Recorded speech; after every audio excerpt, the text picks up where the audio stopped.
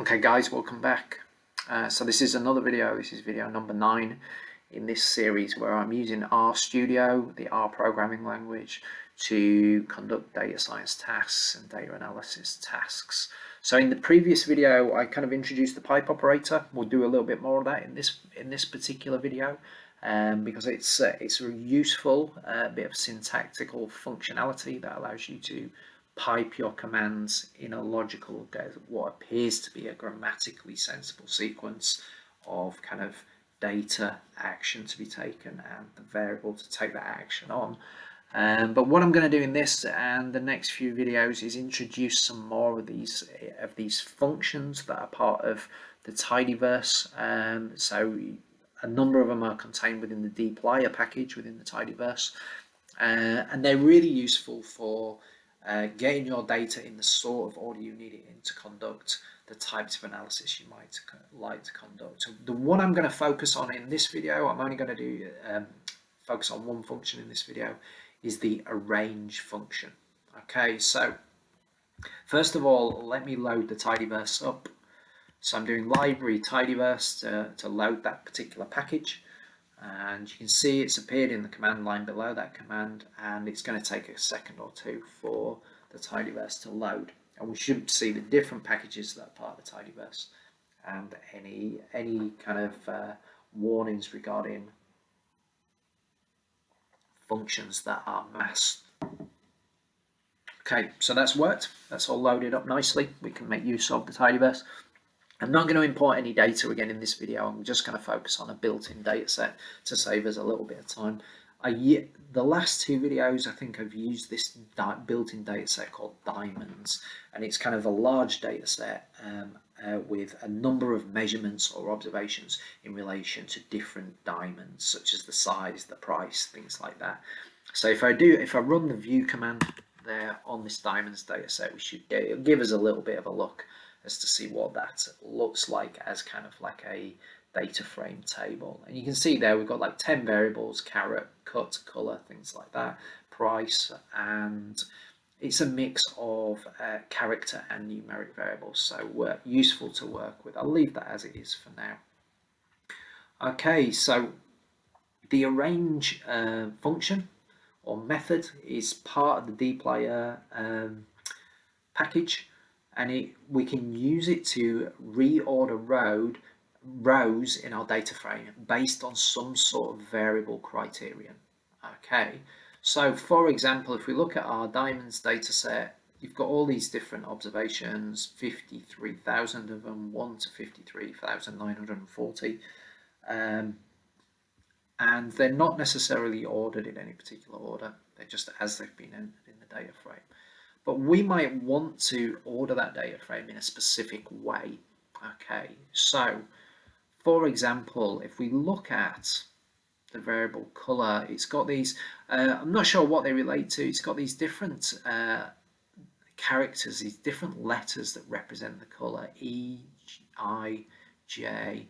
If I hover, what you can see here over color, it says column 3, it's a factor with 7 levels. So there are 7 different types of color for diamonds within this data set, and they've all got these. And maybe they're like they've all got a letter that denotes what color it is. I don't know what they stand for particularly. It doesn't matter in this example. But what if we wanted to reorder our data frame, the rows in our data frame, using that color variable? So what this would do, as that's a character variable, it would reorder them in ascending alphabetical order. So let's try that and see what it looks like. Okay, so what I'm going to do is I'm using the pipe operator here. So I'm selecting the diamonds data set, and then I'm using the pipe operator. So I'm then saying select the diamonds data set, and then I'm saying arrange. So it's going to rearrange the rows based on color, and we're going to save that as a new object. We're going to assign that filtering we're doing there to an object called df reord, so reordered data frame, original name. Okay, so let me highlight that, do Control and Enter to run that command, and you can see we've got this new object here, reordered data frame. It's still got 53,940 observations. Still got 10 variables, but this time it has the data frame is in a different order to what it was before. So if I run view on that new object we've created, what we can see here is we've now got everything, the order. If we look at the previously we had some E's, some I's, some J's. We've reordered on color, remember. But if we look now, the first ones are all D's, and if we scroll down, we'll see we've got lots of D's. It's probably thousands. I don't want to keep going too much because it's such a huge data frame that it might take us a while to find something. Okay, so we've reordered based on color, but we can also reorder using multiple variables. Okay, so for example, what if we wanted to reorder this data frame based on color and then using caret? So if I go back to, let me close that and let's look at the original data frame.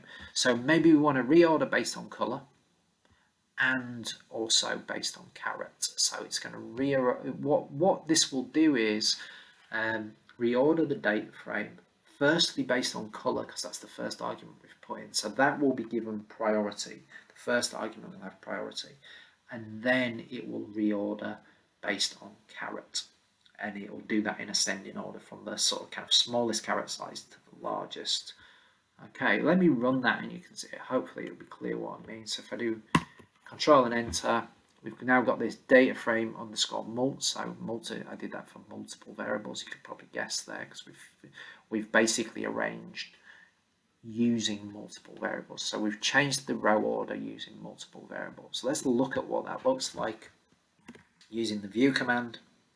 It's going to pop open, and you can see it's kind of reordered based on color again. So we've still got we've now got these D's here again, like when we reordered just using color.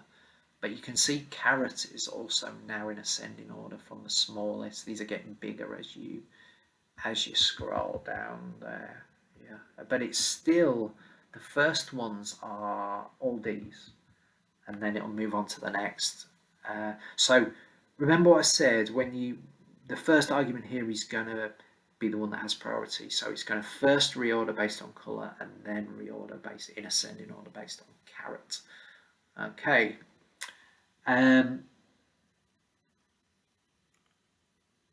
So if we were to change that, or the order we use there, so we use color first then caret, but if we were to change that order, then the order of priority for sorting the rows would also change. So let's let's run that command again, but let's just kind of reverse these arrange arguments. We'll put caret first and then color. So df mult2 is the object we're going to save this new data frame as.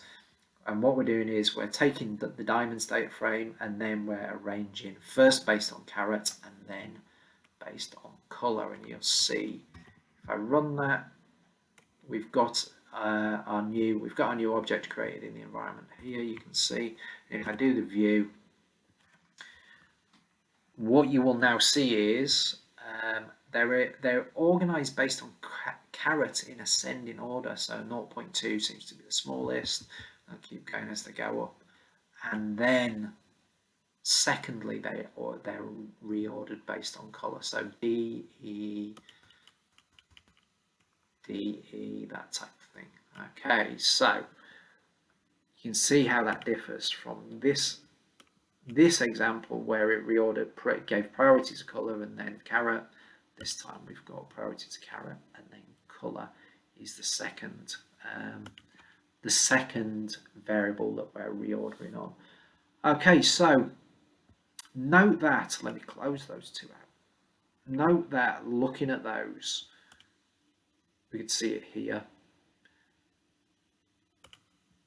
that when the default for arrange is to reorder in ascending value. So if it was a character, it'd reorder them from kind of A to Z in terms of the alphabetical order. But if it's numeric, it'll go from the smallest to the largest. But we can change this to descending order using another function. So what I'm going to do there is just demonstrate that. So Let's create a new object, df mult3. We're going to take the diamonds data set again, and what we're going to do is pipe, and then using the pipe, we're going to arrange it. We're going to arrange it this time just based on carrots.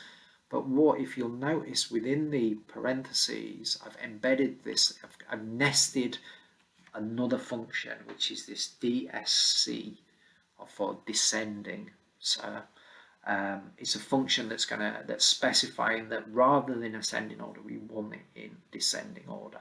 So what this is going to do is our df mult3 data frame is going to return the diamonds data frame, but it's going to be organized by caret, but this time from largest row to smallest. So let's run that, and then let's view that, and you can see now it's changed the order, and the largest caret is 5.01, 4.50, and these are now going down, and they go all the way down to like 0.2, which is what we saw when we filtered it in ascending order.